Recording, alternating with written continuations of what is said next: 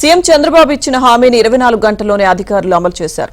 పల్నాడు జిల్లా యల్మంది గ్రామస్తుడు ఏడుకొండలకు 24 గంటల్లోనే గాలి యంత్రం అందజేశారు. పల్నాడు జిల్లా నర్సరావుపేట మండలంలోని ఎల్లమందలో పింఛన్ల పంపిణీ సందర్భంగా ఉల్లంగుల ఏడుకొండల ఇంటికి సీఎం చంద్రబాబు వెళ్లారు.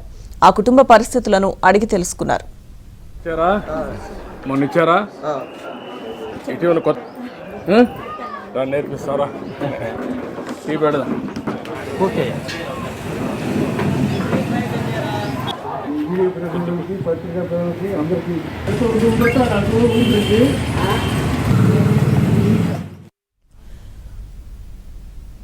గాలి యంత్రం నడుపుతూ వచ్చిన డబ్బులకు తోడు పింఛన్తో కుటుంబాన్ని నెట్టుకొస్తున్నానని సీఎంకు ఏడుకొండలు తెలిపారు.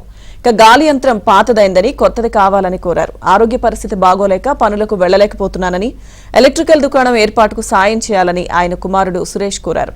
స్పందించిన ముఖ్యమంత్రి చంద్రబాబు వెంటనే బీసీ కార్పొరేషన్ కింద 5 లక్షల రూపాయల చెక్కును ఆ రోజే అందజేశారు. సీఎం హామీ మేరకు కలెక్టర్ అరుణ్ బాబు, ఆర్టీఓ మధులత, తహసీల్దార్ వేణుగోపాలరావు బుధవారం ఏడుకొండలు ఇంటికి వెళ్లి గాలి యంత్రం అందజేశారు.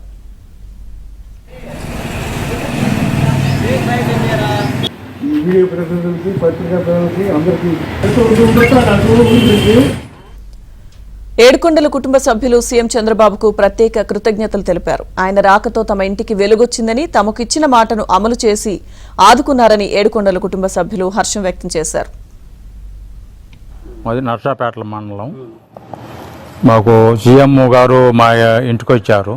మా బాధలన్నీ తెలుసుకున్నారు. ఇటు సంగతాన్ని ఇది అని చెప్పామండి. గాలి మిషన్ ఒకటి, ఇల్లు ఒకటి, పిల్లగాడికి కొద్దిగా దెబ్బ తగిలితే అది చేయమన్నామండి. అది ఎమ్మటే గాలి మిషన్ ఎమ్మటే ఇచ్చేశారు. ఇల్లు కూడా ఎమ్మటే రెడీ చేశారు, ఇచ్చేశారు, కాగితాలు ఇచ్చేశారండి. పిల్లగాడికేమో ఒక 5 లక్షలు శాంక్షన్ చేశారండి. మా ఇంటికి వస్తున్నా అంటే మాకెంతో ఇదిగా ఉంది. కలిపి ఇచ్చాడు. ఇంకంతకన్నా మాకు సంతోషం ఏముందండి. ఆయన చంద్రబాబు గారు మా ఇంటికి రావటం మాకు అసలు ఎంత ఆనందంగా అంటే చెప్పలేకపోతున్నామండి ఆనందం అనేది.